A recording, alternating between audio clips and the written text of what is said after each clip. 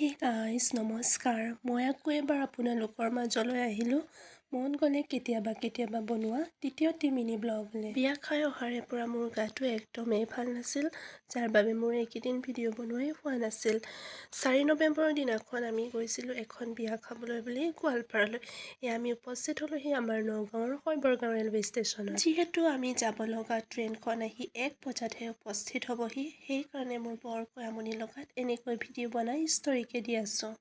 এয়া প্ৰায় 1 বজাৰ লগে লগে ৰেলখন আহি উপস্থিত হ'লহি আৰু প্ৰায় 1:35 হোৱাৰ লগে লগে ৰেলখন চলিবলৈ আৰম্ভ কৰিলে। আৰু জানেনে, ৰেলখন চলা মানে মোৰ মনটো বৰকৈ বেয়া লাগিব ধৰিলে নহয়। প্ৰত্যেকবাৰে যলৈকে যাওঁ মোৰ আধা বাট যোৱাৰ পিছতে ঘৰলৈ বৰকৈ মনত পৰে। সেইকাৰণে ভাবোঁ ক'তোৱে নাযাওঁ নেকি, কিন্তু উপায় নাই, যাব লগাত পৰিলেতো যাব লাগিবই।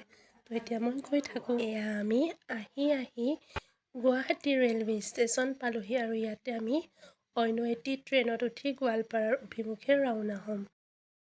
প্ৰায় 5:35 হোৱাৰ লগে লগে ৰেলখন এৰিলে আৰু এয়া আমি কৃষ্ণাই ৰেলৱে ষ্টেচন আহি পোৱা মানে আন্ধাৰে হৈ গ'ল আৰু ইতিমধ্যে আমাক ল'বৰ কাৰণে 2জন খুৰা ৰৈয়ে আছিল আৰু এতিয়া আমি আন্ধাৰ ফালি গৈ থাকোঁ।